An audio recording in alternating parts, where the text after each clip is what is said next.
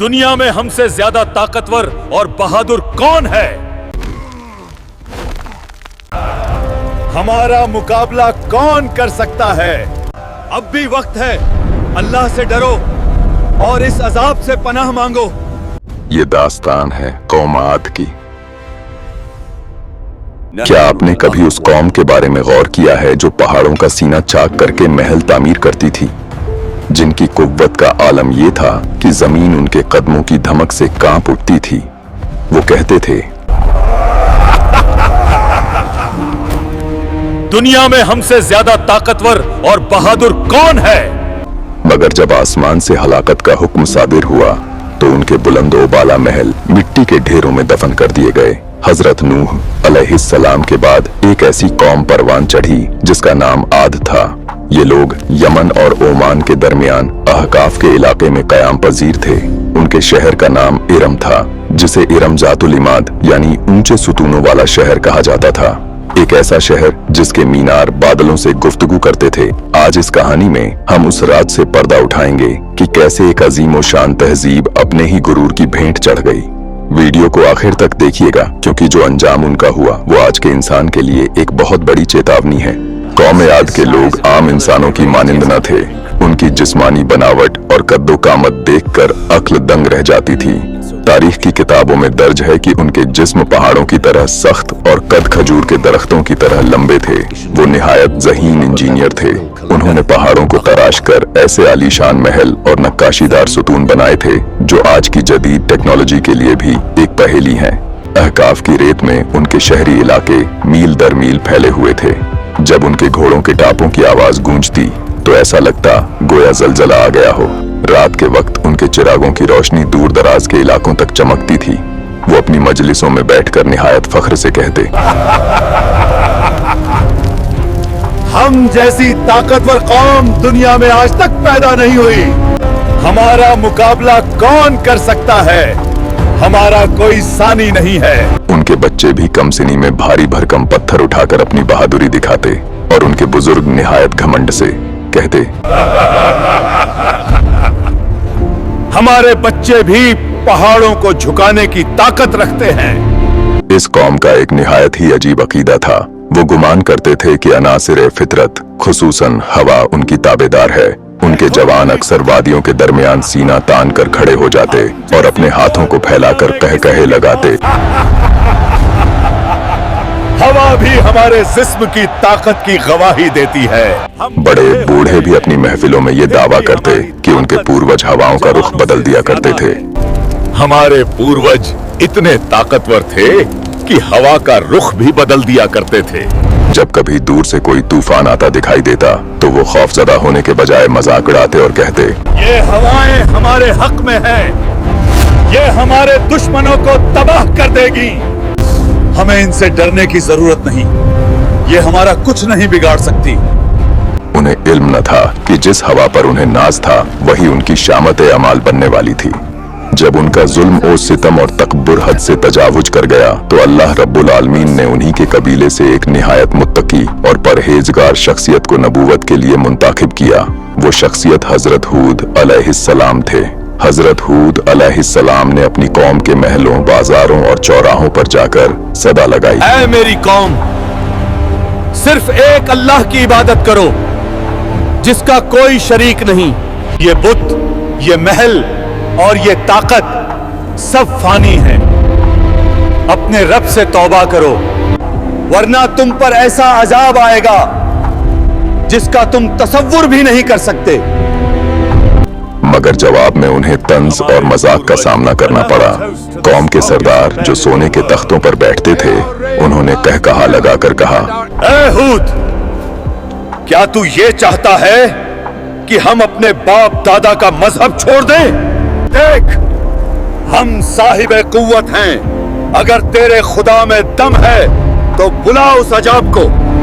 हजरत हूद अलैहिस्सलाम मुसलसल उन्हें डराते रहे, मगर उनके दिलों पर मुहर लग चुकी थी।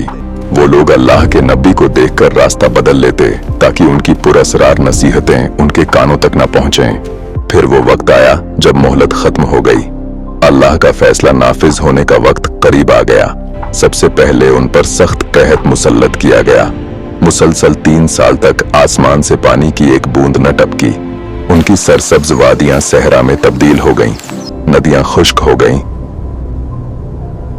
और मवेशी प्यास की शिद्दत से दम तोड़ने लगे। पहले साल उन्होंने इसे मामूली वाकया समझा। इस साल बारिश नहीं हुई तो क्या हुआ? यह तो बस एक मामूली सी बात है। दूसरे साल जब प्यास ने उनकी जुबानें खुश्क कर दी तो उनकी हंसी गायब होने लगी। तीसरे साल अहकाफ की सरजमीन पर वो शोर ओ गुल और फख्र ओ मबाहत खामोशी में बदल गई। लोग हसरत भरी निगाहों से आसमान की तरफ देखते कि शायद कोई अबरे करम बरसे। ऐ ऊपर वाले, अब तो रहम कर लें। मगर आसमान खामोश था। हजरत हूद अलैहिस्सलाम ने आखिरी बार उन्हें झंझोड़ा। अब भी वक्त है, सजदे में गिर जाओ। तौबा के दरवाजे बंद नहीं हुए। मगर सरदारों ने जवाब दिया, ए हुद, हम मिट जाएंगे मगर झुकेंगे नहीं। हजरत हूद अलैहिस्सलाम की पुरखुलूस नसीहत के जवाब में कौम के सरदारों ने अपने सर ऊंचे किए और निहायत गुस्ताखी से कहा, ए हूद, अगर हम पर अजाब आना ही है तो देर किस बात की? बुला अपने रब के उस कहर को। हम भी तो देखें कि तुम्हारा खुदा हमारे इन फौलादी महलों का क्या बिगाड़ता है। यह उनके तकब्बुर की इंतहा थी। उन्होंने न सिर्फ हक को झुठलाया बल्कि कुदरत को ललकारा।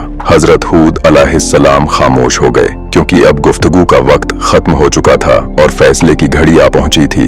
कहत साली से बेहाल होकर कौम आद ने अपने कुछ नुमाइंदे मक्का की तरफ भेजे ताकि वहां बारिश की दुआ की जाए। तुम लोग मक्का जाकर बारिश की दुआ करना, शायद वहां की इबादत से आसमान हम पर रहम कर दे। वहां उन पर अल्लाह की तरफ से एक आजमाइश आई।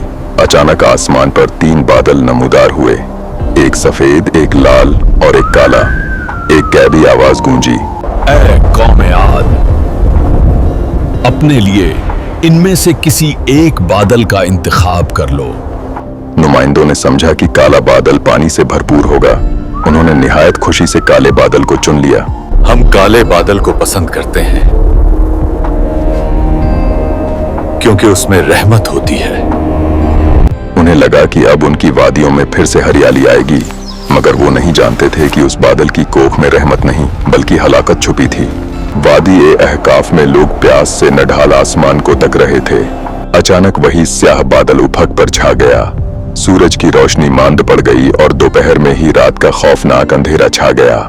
कौम आद के लोग झूमने लगे और अपने महलों की छतों पर चढ़कर चिल्लाने लगे, देखो, रहमत का बादल! हमारी दुआ कबूल हुई। अब हमारी नदियां फिर से भर जाएंगी। हजरत हूद अलैहिस्सलाम ने जब उस बादल की गड़गड़ाहट सुनी तो उनका चेहरा गम से जर्द पड़ गया। उन्होंने आखिरी बार पुकारा, ऐ नादानो, ये रहमत नहीं, ये वो अजाब है जिसका तुम मुतालबा कर रहे थे। अब भी वक्त है, अल्लाह से डरो और इस अजाब से पनाह मांगो। मगर उनका मजाक और बढ़ गया। उन्होंने कहा, हूद डरपोक है, ये हमें डरा कर अपनी इबादत करवाना चाहता है। फिर अचानक हवा का एक ऐसा झोंका आया जिसने जमीन की कोख हिलाकर रख दी। ये कोई आम आंधी नहीं थी, ये खुदा का गजब था। कुरान के मुताबिक यह तूफान मुसलसल 7 रातें और 8 दिन तक चलता रहा। शुरुआती लम्हे हवा इतनी ठंडी और तेज थी कि उसने लोगों के जिस्मों की खाल धेर दी। उनके वो ताकतवर जवान जो दरख्तों को जड़ से उखाड़ देते थे, हवा के थपीड़ों से ऐसे ओढ़ने लगे जैसे सूखे पत्ते हों। उन्होंने अपनी जान बचाने के लिए एक दूसरे की कमर पकड़ ली, मगर हवा उन्हें हवा में उछालती और सिर के बल पत्थर पर दे मारती। उनके वो ऊंचे सुतून और पत्थर के महल जिन पर उन्हें नाज था, रेत के घरौंदों की तरह ढहने लगे। माओं की गोद से बच्चे छिन गए और ताकतवर सरदारों के सोने के तख्त हवा में तिनकों की तरह बिखर गए। रात के सन्नाटे में उनकी चीखें बादलों की गरज को मात दे रही थीं। हवा की रगड़ से पहाड़ों से आग की चिंगारियां निकलने लगीं। 8वें दिन जब हवा थमी और सूरज की पहली किरण वादी अहकाफ पर पड़ी तो वहां जिंदगी का कोई निशान बाकी न था। वो कौम जो अपनी जसामत पर फख्र करती थी, अब उनके जिस्म ऐसे पड़े थे जैसे खजूर के खोखले तने। अल्लाह ने अपने नबी हजरत हूद अलैहिस्सलाम और उनके साहिब ईमान साथियों को एक गार में महफूज रखा था, जिसके गिर्द हवा ने एक हिफाजती दायरा बना लिया था। जब हजरत हूद अलैहिस्सलाम गार से बाहर आए तो उन्होंने देखा कि शहर इरम मिट्टी के नीचे दफन हो चुका है। वो आलीशान मीनार, वो खूबसूरत बागीचे और वो गुरूर से भरे लोग सबके सब हरफे गलत की तरह मिटा दिए गए थे। हजरत हूद अलैहिस्सलाम की आंखों में आंसू भर आए और उन्होंने फरमाया, तकब्बुर का अंजाम तबाही है। इंसान अपने रब की पकड़ से कभी आजाद नहीं हो सकता। कौम आद की ये कहानी सिर्फ माजी का एक किस्सा नहीं, बल्कि हर उस इंसान और कौम के लिए एक पैगाम है जो अपनी ताकत, दौलत या इल्म के नशे में चूर होकर खुदा के बंदों पर जुल्म करता है और हक को झुठलाता है। आज भी अहकाफ के तपते रेगिस्तान के नीचे दफन वो शहर इरम एक खामोश गवाही है कि असल बादशाहत सिर्फ अल्लाह की है। अगर आपको आज का ये वाक़या इबरतनाक लगा हो तो इसे अपने अजीजों के साथ शेयर करें। कमेंट्स में अल्लाहु अकबर लिखें और हमें बताएं कि आप अगली वीडियो में किस कौम की दास्तान सुनना चाहते हैं।